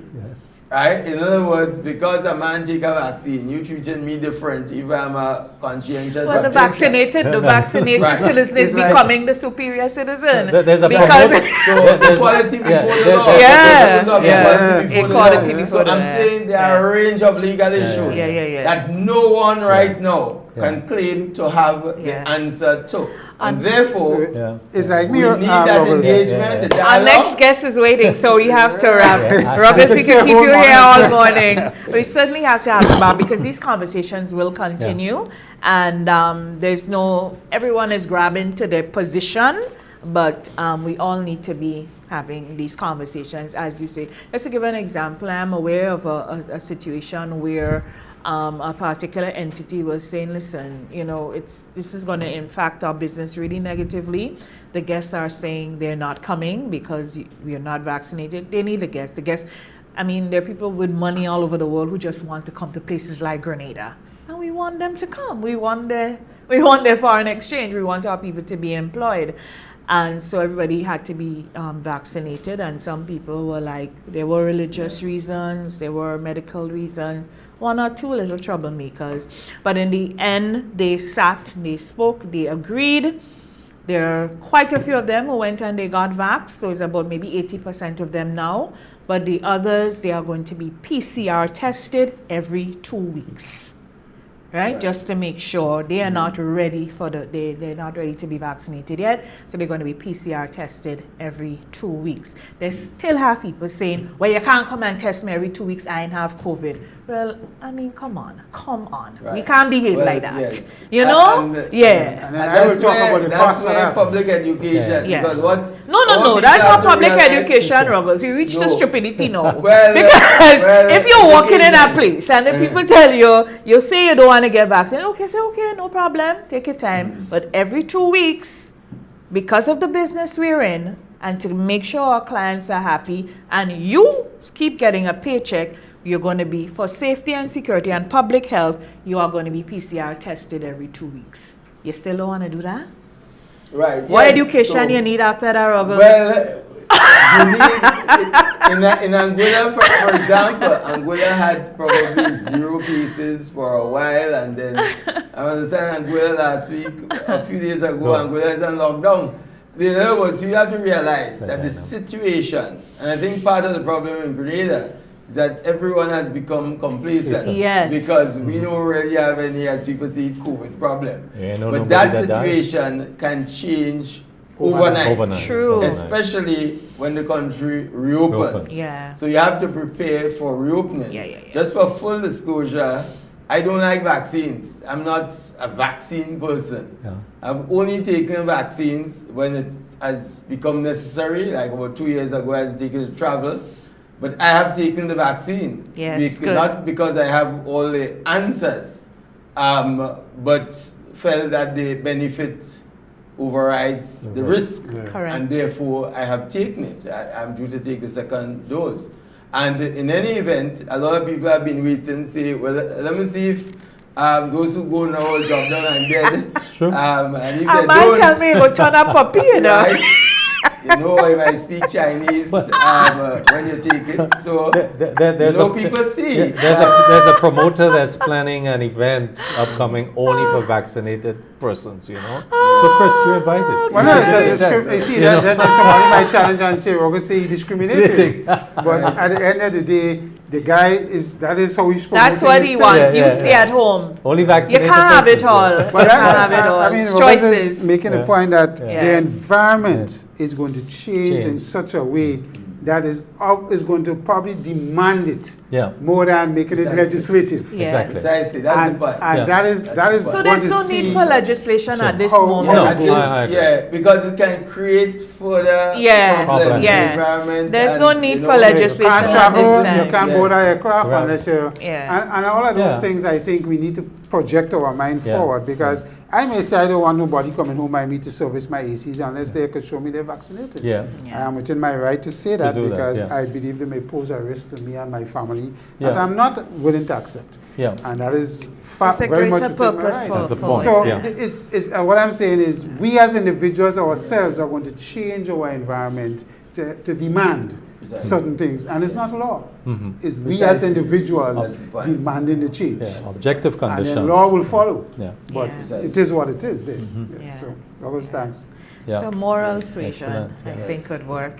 And general participation. Yes, not everything you can do legally. No, you do it, no. right? We know that very well. And you know, we just don't pay enough attention to the power of persuasion, you know, education. And we might see it at one level. This can't be education at the government level. It has to be education throughout. NGOs must get involved. The employers, the trade unions, and they need Stop to work the finger together pointing. because it's a common enemy. It's time for work. You know, somebody highlighted to me, Israel have one of the highest acceptance of vaccines in the world. The highest in the world. Right? The highest. And the guy in the said, world. pay attention, you know, Chris. In Israel, military service is mandatory. Almost every Israeli is a military trained person. You think they could afford not to be vaccinated? Correct. What an interesting, you know, that different society, different perspectives, and everybody was happy to be ready for any eventuality. So, anyway. So let's just work and work with each other. And let's do a ground and not. We keep waiting for the top down and looking up at the top, but it's right here with us. We have to work. And I thought our program yesterday addressed what Ruggles is talking. We had labor, private sector, government. But even on that very program, I was following online, and then I watch a TV because the comments always take me off track. People, no matter how much you put out there, how much work you do, how much information you give, there are people, they have already put on their rose-colored glasses, and it's not going to change. Agreed. And you would have that in every And those are the people that go keep saying, we need education and we need information. No, they don't need that. They need something else. Well, they always tell you the rabble-rousers and the people who make the most noise is the people already. So it's a process. It's a process. Thank you so much, Ruggles. Okay, you're most welcome. All right, and it's great to hear that you took your first shot. You had any side effects? I had no side effects. You did not? No, I did not. Interesting. I had none. You had none either? Absolutely. Wow. And Okay. Byron was just telling me he had no side effects on the Second shot. No, they Good said to go. So that's an incentive. Good to go, definitely. Yes, That's an great. incentive. That's really great. More people like you need to come out and say they got vaxxed, man. Yeah. I find people getting vaxxed quiet and they hiding. Yay. Yes. Thank you so much, Ruggles Ferguson. It's been an absolute pleasure. Of course, we're going to be speaking to you some more. When we come back, we are talking about the psychosocial impact of COVID. Claude Douglas is here with us this morning. We'll be right back. Hello, Grenada. This is Jerry Alexis, Technical Director at the Grenada Football Association. I have been vaccinated. As we are the association about to roll football out again on the field, I encourage every player to get vaccinated so that we can quickly, speedily get back on the field doing what we love.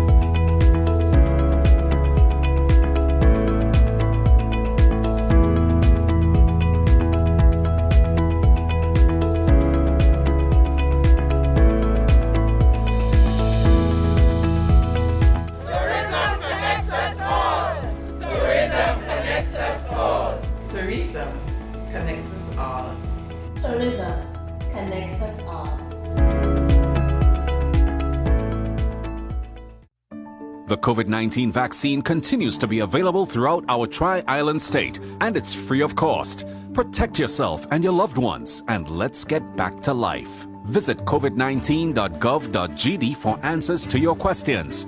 Visit your nearest health center to access the vaccine. A message from the Ministry of Health.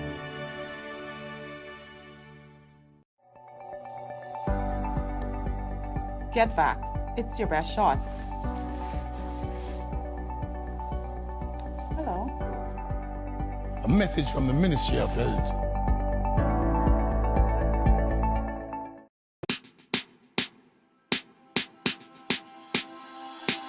Hey, are you gonna wear your mask today? You see everywhere you go, there are rules you got to follow, so don't you say COVID-19 will delay. Take the opportunity to save your community. Don't be that guy, put a mask on your face if you're heading outside. It's your life, my life, more lives we'll be taking if we don't try. If you feel any symptoms, call the hotline. Stay inside until you feel fine. 6 feet away every day. Keep COVID-19 far from away. Keep Grenada safe. Be COVID-19 smart.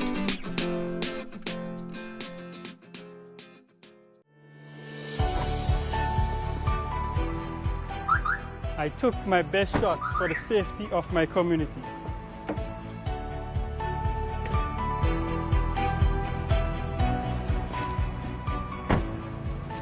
Get vaxxed, it's your best shot.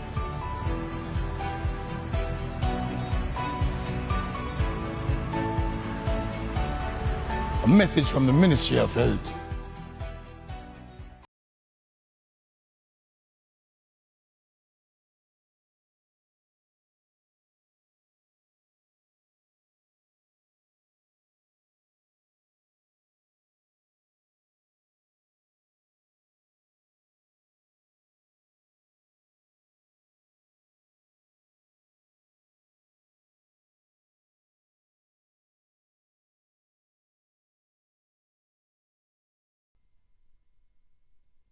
With us, we thank you so much for being here.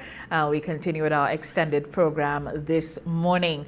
Our second guest panelist is Mr. Claude Douglas. He is a psychologist and lecturer at the TAMCC. He comes from the great village of Paradise in St. Andrew, and he drove down early this morning to be with us. So we say good morning to Mr. Claude Douglas. Pleasant good morning to all viewers and also my able panelists. All right, how are things in Paradise? Paradise Brought is some great. of heaven Paradise for us? is great. Paradise is great. The mango season has started, so please pray for me that I do not overindulge. But you didn't bring one. You didn't even bring one mango. I will pray for you. I will pray for you. I could understand that indulgence. Thank you so much. The psychological impact, Mr. Douglas, I'm sure you noticed, coming from a community, a community, the largest parish, I must say, and, being, where you are perched at TAMCC, having an outlook of people from all communities and all walks of life across Grenada. How do you, as you look out, I mean, a year or so later, what is the psychological impact of the socio-psycho on communities, on Grenadian communities after the COVID lockdown? Okay, thanks. And I'm glad you mentioned the social aspect of it, because it's really more psychosocial, than yes, psychological. Absolutely. And people are still actually grappling, with the reality that things are getting there, but our society will just reach back to a semblance of normal. It would not get back to normal, all right? Because social life has been disrupted so much that going forward, there are some nuances basically that people still have to deal with. If we look at our society is a very amicable one, very hospitable. Yeah, I think maybe the most hospitable in the world, right? We embrace people.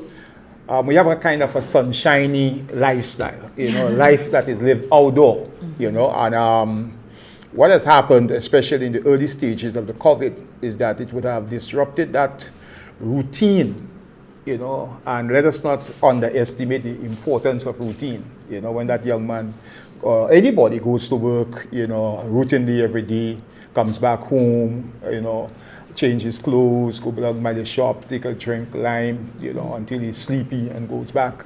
And then abruptly, you're saying to this young man, look, you have to stay inside for 24 hours. That was deeply psychological, and it had some impacts, and we would have seen it where people actually openly violating in the back roads, not on the main roads, because it was difficult for them to do that. The handshaking, the physical distance, because I believe that's the phrase social distance is really a misnomer. Yeah. That's a misnomer. There is nothing called social distancing. People cannot be socially distant. You can be physically distant. Whether it's 3 feet. We're going back to the whole issue of proxemics and what have you. But we cannot be socially distant. Because even if I'm not seeing you over the COVID period, I'm talking to you every day, I'm not socially distant from you, because we're still interacting and what have you. All right, so that in itself, basically, the handshaking, the embracing, we like embracing, we like touching, and then abruptly again, this part of our culture was actually shelved for a while, and people still, have issues going forward, the shaking and the bounce and the elbow. Well, personally, I don't give anybody any elbow. You see, I came and I give you a bounce, right? Because the elbow is where everything is being done now. The coughing, the sneezing, and what have you. And people wash their hands. That's true. People tell you they're going to wash their hands. They ain't going to wash their elbow. Right? So, so we have had a lot. We have a lot. The disruption of certain social institutions like the school, the church, right? There are some people, some social institutions is actually their family then. Correct. Yeah. Church. So, yeah, the church is one of them. Church is one of them. That's extended family.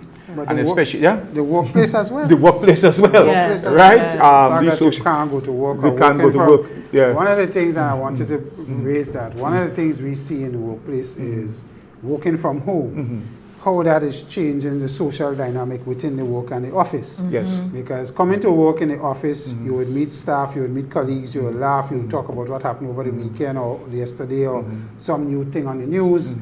You remove that with working from home. Definitely. Working from home doesn't bring that. No. So that social, psychological dislocation Yes.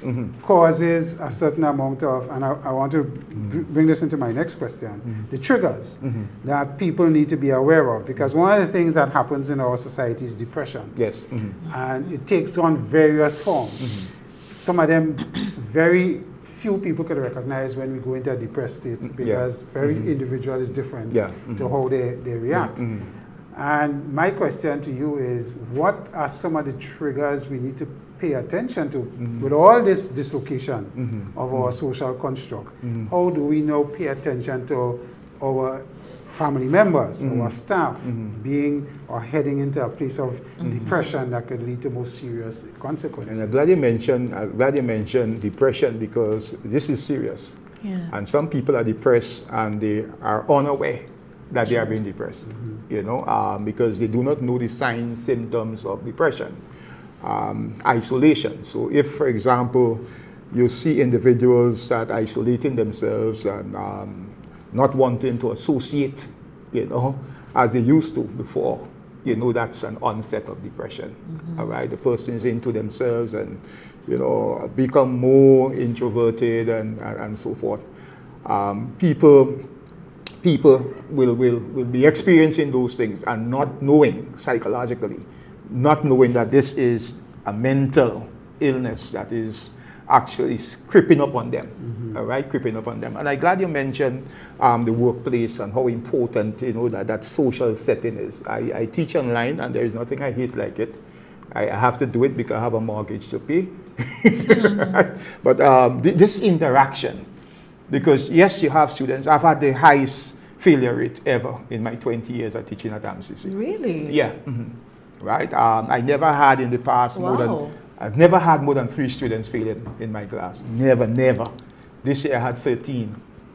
Wow. This year I had 13. Significant. And it's a very significant. What do you think are the factors impacting? Going back again to the whole issue of the face-to-face.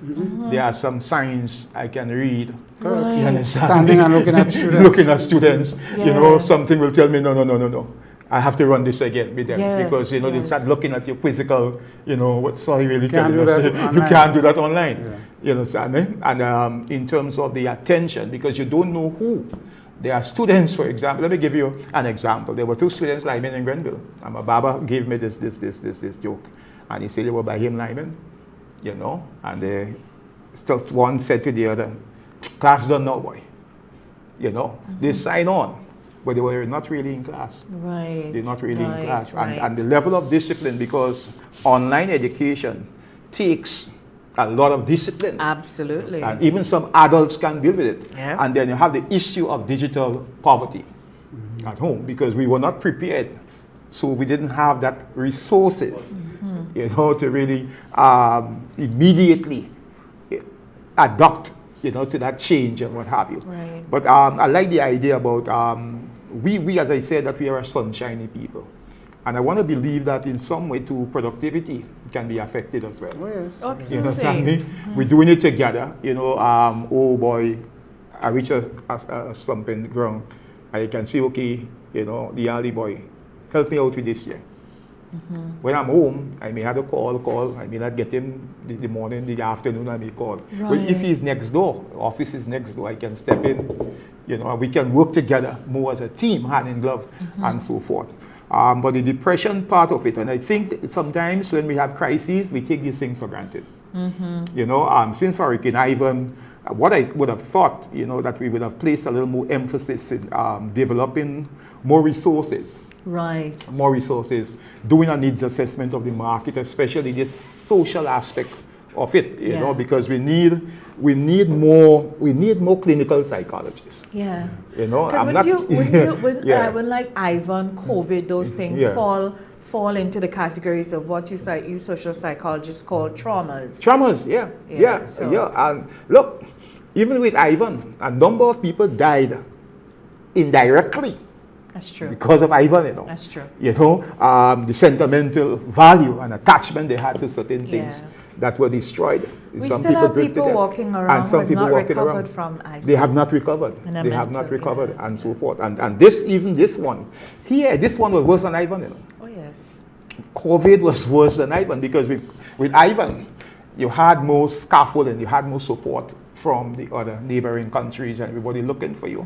But with COVID, everybody has to deal with their own issues for themselves. So the clinical psychologists that came from Trinidad in the immediate aftermath of Hurricane Ivan, they have to stay and deal with their own people now, you know, and so forth. And we have a woeful lack, you know, of people like that here, and so forth. It was seriously traumatic because in essence, because we all hit with it, it's a global thing. So physically we distance because of the pandemic, and then the support that we would get externally or the buttress we would get from others. Definitely. We didn't get it because they need it for themselves. Of course. So it's like it was like a big vacuum. Yes, and then the whole issue of the economic support, because not only the psychological and the social support, because as you know, countries like Grenada, they get a lot of money from remittances and what have you. And if New York is locked down, and London is locked down, and Toronto is locked down, you know, people basically will be suffering here as well. So it's not only the job loss, especially in the tourism sector, that is really causing suffering. And there are a lot of people here who are suffering. And even though when I said I plan to speak about that this morning as well, you know, we have become so much of a self-interest society now. Move what sociologists call to a Giselle shaft, or an organic society. So it's about just me, you know. We would have actually dealt with COVID better in the 60s and 70s. Okay, we lost community. Because there is the sense of community is not here anymore. You know, there are people, for example, who are lacking basic things like food, but they want to reach out to a neighbor. In the 70s, that was easy to do. You know, sadly, because that community, you understand, with that sense of community was there. The village concept of raising and all of those things. So against this backdrop again, because I wanted to raise that because this even compound the situation. Naturally. And worsen it. You know, because people are living more isolated lives now, whether it's community. It was easy for my mom to say, look, go down the road and ask so-and-so for so-and-so. Tell I say to send so-and-so for me. And she did that with the greatest comfort, you know. And today we don't have that. We don't have that today.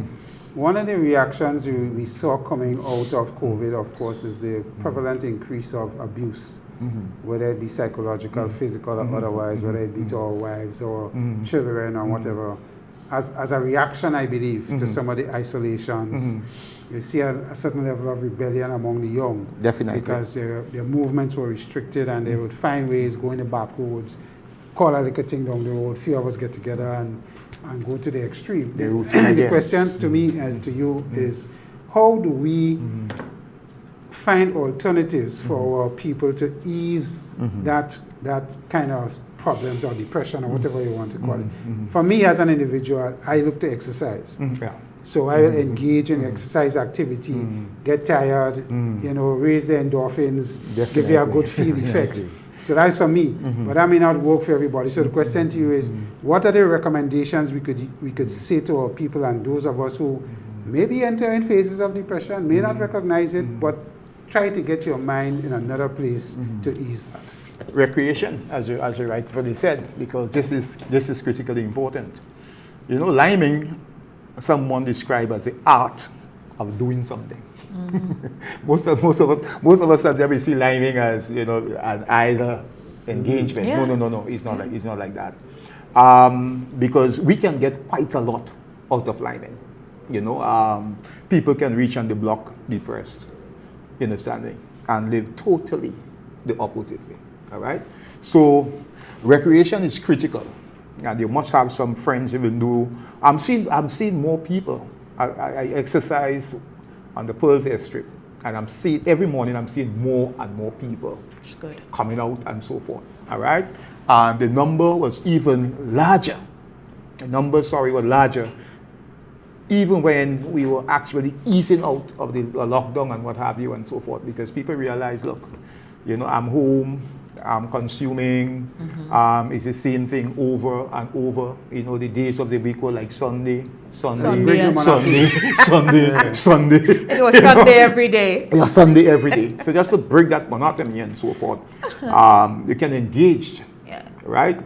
It was a wonderful opportunity too for families. Yeah. You know, at the beginning of COVID, I had a concern because a lot of our social workers, you know, had a more negative perception of it. That, they were looking at the abuse side. Suppose, you know, there is incest, there is sexual abuse in the family. Now the perpetrator is home, you know, that will increase and so. I didn't look at it that way. Okay. But we did have those increases. I know it had increases, but I was not really looking at it that way as well, because it will, all right? It will, because once you have people spending that amount of time, increasing contact time, increased contact time and all of those things, it will give rise, definitely will give rise to those things and what have you, especially you perpetrator, victim again, spending more time together and what have you. So, but recreation, I see as number one. I've seen it as number one because that's the way people express. The reason why in every ghetto area there is a basketball court, whether the people they like basketball or not, in every developing country, there is some recreational facility in some depressed ghetto area. That is to give people the opportunity to experience what we call a catharsis. You know, the pent-up emotions and what have you. The man sits in the block all day. He's unemployed, looking for a job. He can't find a job. All right? Afternoon, sun is about to set.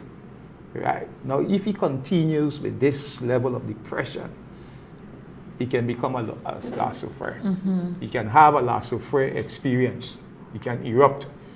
But what calms him down is when he goes to the basketball court.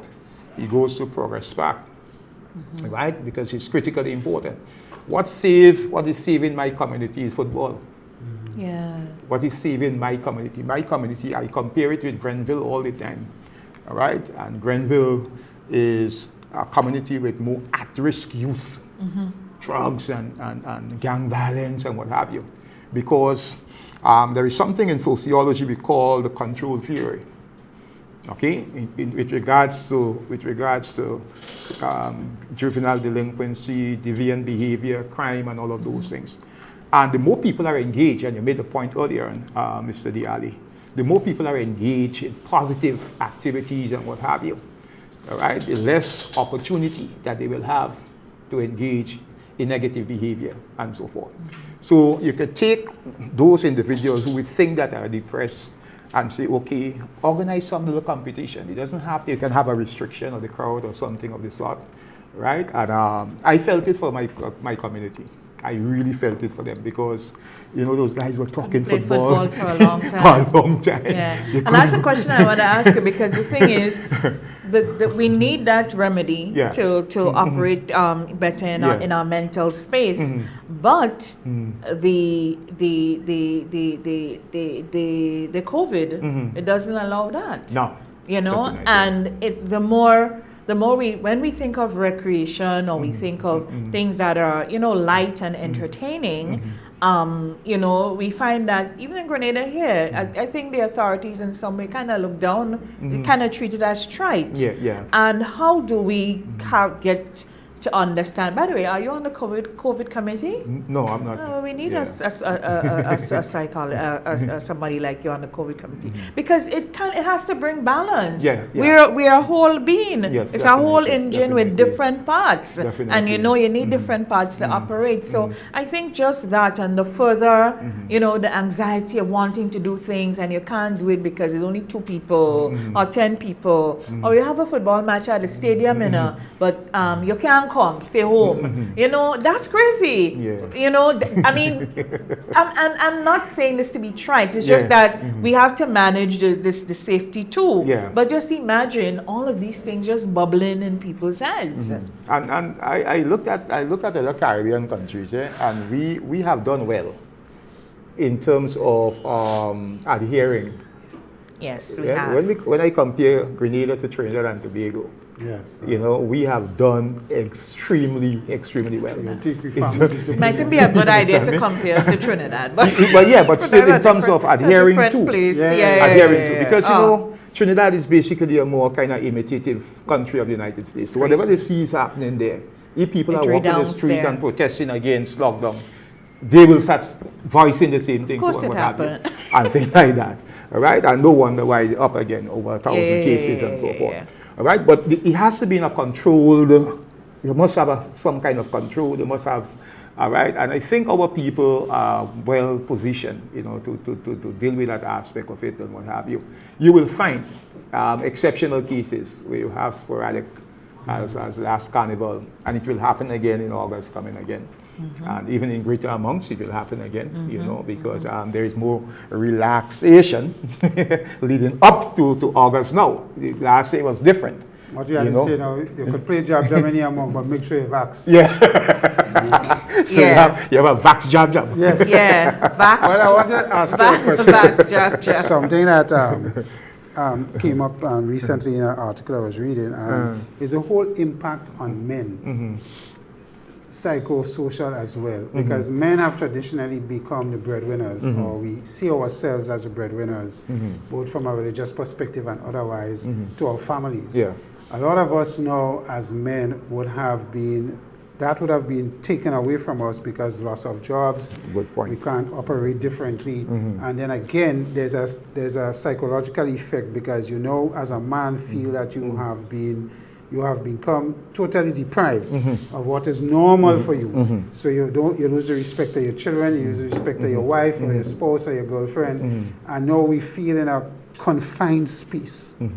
Are you noticing a change in our men that is saying that we need to pay more attention to this aspect? Yes. And I'm glad you raised this point, because this is critical. As you know, that we live in a male-dominated society. It's a patriarchal society.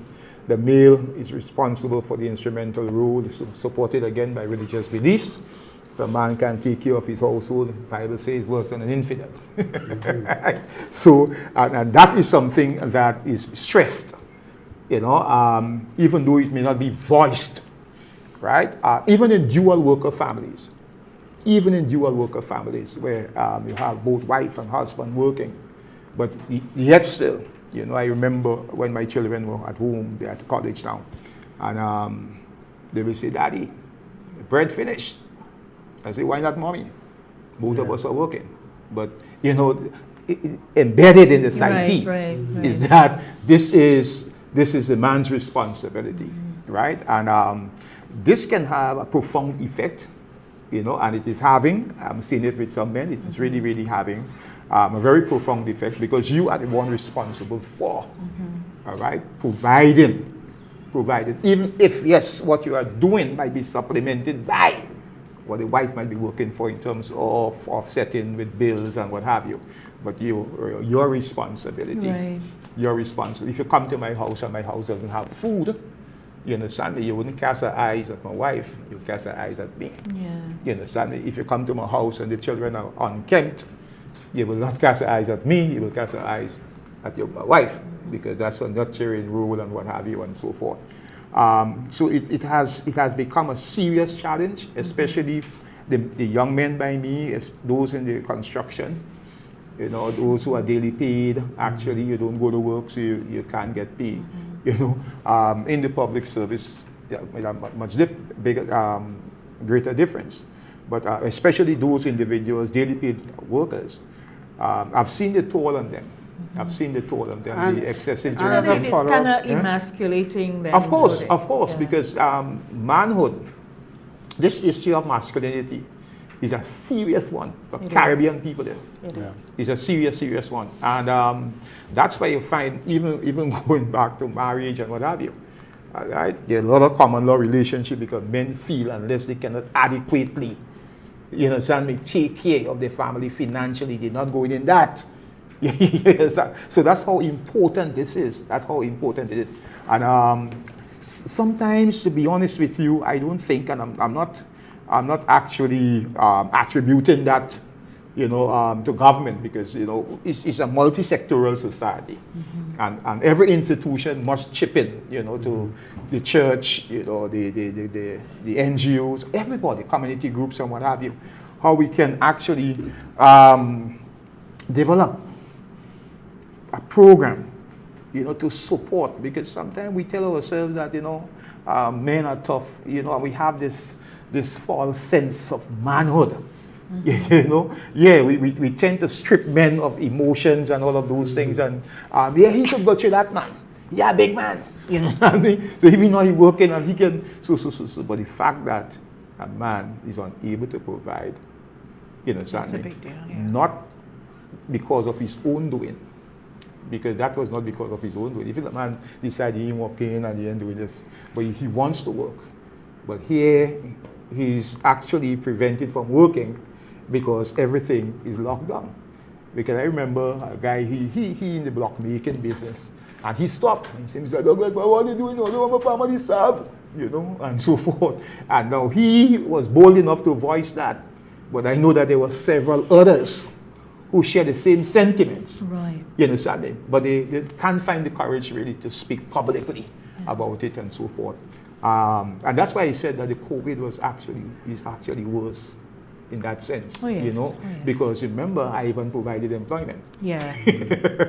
Notwithstanding, especially in the construction, the rebuilding and what have you. Yeah. Right? Even though COVID did not destroy anything physically, but it destroyed emotionally, psychologically, mentally. And the issue here is the long-term effect. Yeah. Mm-hmm. Because that effect to me is a longer issue to deal with than a construction thing, rebuilding our house. Rebuilding, that's what I'm saying. That's a shorter thing, because when your psyche is interfered with, a lot of other things are impacted. And probably that is just sitting here listening to you is an idea probably we could use to get people vaccinated. Guys, you're in the construction field. Get vaxxed so you can get work. Yeah. You understand? And use that as a pillar to say, get yourself back and get yourself back active doing something. And probably that is an area. But I like you, Claude, have concerns about that long-term effect. Yeah. And the need to pay attention. As you say, we need more clinical psychologists to start looking at, even at school, the fact that our children couldn't go to school and interact in that social environment. How is it going to impact them? You've seen it in education. You have the highest failure rate.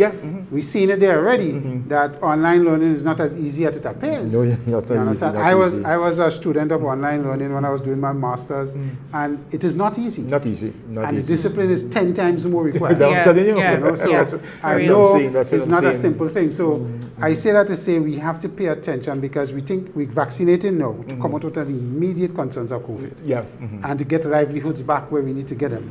But this conversation is also saying we need to prepare for 3-5 years down the road of the social, psychological effects that may have on people, men being one of them. Definitely. Before we wrap though, just it's the general, as you observe, the general temperature, the volume of how we are interrelating and how easy it is. These days, people are not... response times are not delayed, they're instant. And a lot of times it's creating more harm than good from where I sit, in every which way. So in terms of the impact of this on all of us, and just our ability to communicate and relate, our interpersonal relationships, I think it has negatively impacted it. Of course, because you see the issue of status frustration. Sometimes people end up being the wrong target. The young man might be dealing with the issues of being unable to provide adequately for his family, and his status. He's frustrated, right? He's frustrated over that, and that can affect his communication in the workplace, with others on the street. Driving, road rage and all of those things can emanate, from that. So it's really is really, and I'm happy that you said that too, it is not something that can be immediately, you understand me, resolved. It will take a little while, but we have to be robust in dealing with those things and make sure that, okay, and that's not, as I said, that we sometimes we treat these things, we tell ourselves, well, they will get over it, you know, we are resilient people, we bounce back from Ivan, and we'll do that, and so forth. Yeah, we can bounce back, you understand, but the trauma is still there. There are people in Grenada, how we bouncing back. Yeah. There are people today in Grenada, you understand, who still, if they hear some high wind, it brings them right back psychologically, right? So what we will have to do, you know, is not really treat, because sometimes we have a ministry here, social development, and those ministries, but what we tend to do more is to deal with symptoms. We treat symptoms. Now, that's what we do, you know. We hardly engage in preventative. Okay, say, let me do an assessment. Let me do a psychosocial assessment of the impact of COVID and see where we will take it. What are the most important and urgent needs to address? You know, and we put a task force, because I thought that they were going to do that. Not just a COVID committee, basically, just to deal with the issue of COVID, but a response task force, you know, with people from different sectors to see how can we, you know, and even from the sporting sector and what can we do? And if we do that, because do not underestimate the importance of play and recreation. Correct. In the whole process. I don't think it's too late. I don't think it's too late. I think we need to identify it as we identify it now. Definitely. And get it, because I mean the immediate concern, as I said, is to get you vaccinated, to get livelihoods back. But with that, we start addressing the long-term social, psychological impacts that can happen. Definitely. The good thing I could say is that when COVID hit, our government never decided to cut social programs. They kept social programs, all the stresses they had, which was an important thing, because people needed to know there was still support, financially or otherwise. But that would have been to the detriment of the wider community. And I'm glad you raised that too, because that was my biggest concern. Any government worldwide, the first program in a downsizing, once the government is downsizing, the first program to go is the social programs. You know, and they would have maintained that, which was really, really, really good, especially the public assistance, you know, the $200, you know, that is really, really critical, because, you know, increasing the number of beneficiaries for that has reduced, you know, our percentage of indigent poor from 12% from 99 to 6% in 2008. And I want to believe again it would have been brought down even lower, because the number would have increased. So this is really critical, and the government needs to be applauded for that, you know, maintaining the social program, especially now. Especially now we had a number of job losses and so forth. There are people, and that's why I talk about the self-interest and what can we do, not only in terms of government handouts, but also I want to challenge our people, our Grenadian people. You know, let the true Christianity manifest itself. Being our neighbor's friend. Being our neighbor's friend, because it's important. You know, there are people that I had to look out for. You know, a young lady, she works at the hotel, she lost her job. You know, and I talk to friends and say, look, this is what we can do. So we have to have that also community-based response, and be our neighbor's keeper. And I think if that has been stressed, because probably there's an opportunity for us to bring back the community support. Definitely, and the village support again, and what have you. Because what is saving us too, you know, what is saving us too, we still, more than a lot of countries in the Caribbean, St. Kitts and others and those places, you know, that kind of interpersonal, you understand me, dependence that we have. So back in the psyche, you know, you cut a blogger. Neighbor getting a hand, half of bread for this one getting, that one getting. And to an extent, you know, that is playing a big, big role. We underestimate those things. You know, we underestimate. A man say, well, look, hold that. And what the person is, the giver does not know, that the receiver, that's the only thing the receiver might have to cook for that day. Anyway, thank you so very much, Mr. Douglas. We'd have to take the curtains down on this morning's extended program, just when I was kind of getting warm with some more questions for you and some more matters for us to address. But this is an ongoing conversation. Definitely. And it will be most definite. It will be great to have you back to share with us. So appreciate it. So our best wishes. Take some sunshine and some love back to paradise. Well, of course, and I just wanted to be here because the reason why when they told me about the program, I said, look, I canceled classes today. Really? Yeah, to be here. Thank you. Because I haven't heard that conversation much. I haven't heard that conversation much on a national level. Yes. We have little pockets of it on the around people like myself or you will meet interpersonally, but we need more national conversations on that particular issue. So we're going to have another one. Excellent. Definitely. Soon. Definitely. Thank you so much, and thanks No for all that problem. you do, Yeah, especially in your engagement with the nation's youth. Thank you so much. I appreciate it. All and right. your strong community Okay. of paradise. Okay. in St. Andrew. Thank you so much, Senator Allie. It's been a long haul. Yeah, you're good. Abusing me as usual. No, not abusing you. It's service to the country. Since last night, you've been going strong. All right? We see what we can do for you at Independence. Yeah. Make me more independent. Thank you so very much. Thank you to our hard-working crew. Okay. Thank you so very much to Kirk Oliver, Blondell George, Nazim Benjamin, and our executive producer, Richie Oliver. Thank you so much. Our special panelists this morning, Mr. Ruggles Ferguson and Mr. Claude Douglas. I am Brenda Baptiste. Until next Monday for another perspective. Have a great week, everyone. Bye-bye.